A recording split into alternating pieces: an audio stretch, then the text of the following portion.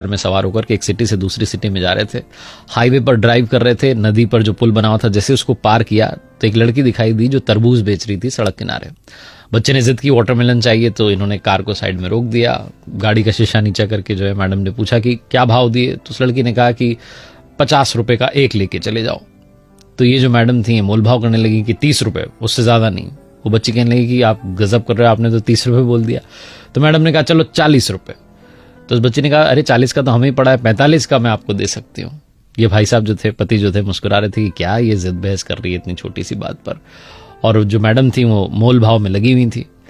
तभी वो जो लड़की थी वो तरबूज लेकर के इनकी जो कार थी उसके पास में आ गई, और जो बच्चा था वो खिड़की से बाहर देख रहा था।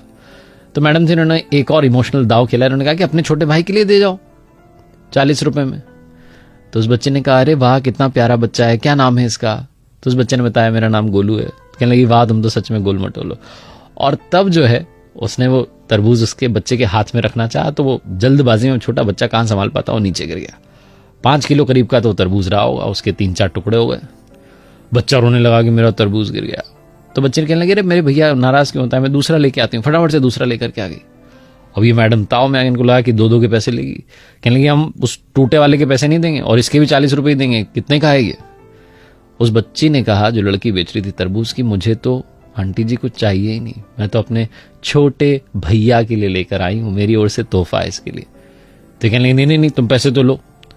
जो पतिदेव थे भी मुस्कुरा कर कहने लगे कह रहे तुम 100 रुपए लो दोनों तरबूज के, टेंशन ना लो। उस बच्चे ने कहा नहीं मैं अब पैसे नहीं लूंगी, आपने कहा ना मेरा भैया है, भैया से पैसे थोड़ा ना लेते हैं। तो ये जो मैडम थे उन्होंने कहा कि अरे ये तो मैंने ऐसे ही कह दिया था, तुम पैसे ले लो। उस छोटी सी लड़की ने जीवन का सार कहा। उसने कहा कि मेरी माँ कहती है कि रिश्तों में नफा नुकसान नहीं देखा जाता, पहला वाला टूट गया कोई बात नहीं, दूसरा वाला इसके लिए मेरी ओर से गिफ्ट है, तोहफा है, आप लेके चले जाओ। जब उसने ये बात कही तो इन मैडम ने पूछा कि तुम्हारे परिवार में कौन कौन है, तुम्हारा कोई भाई है।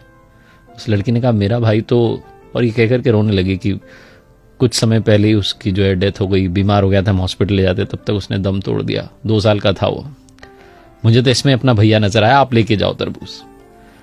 ये जो मैडम थी ये जहां से आ रही थी अपने घर से और दूसरे शहर जहां जा रही थी, वहां पर किसी के रिलेटिव के यहां पर जाना था, गिफ्ट देना था, कंगन लेकर के जा रही थी।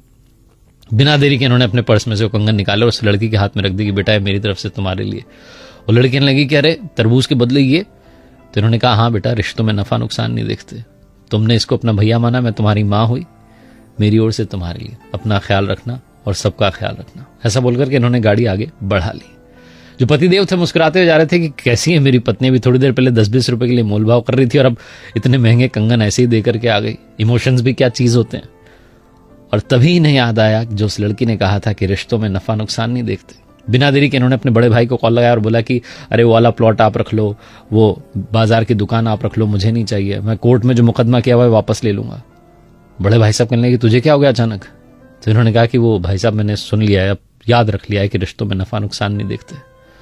बड़े वाले भाई साहब भी पिघल के कहने लगे कि अरे मेरे छोटे इतने प्यार से पहले बात करता तो बात आगे बढ़ती नहीं, आजा घर पर चाय पीते हैं और सब सॉल्व कर लेते हैं। बहुत छोटी सी कहानी है जिसका सार ये समझाता है कि रिश्तों में नफा नुकसान मत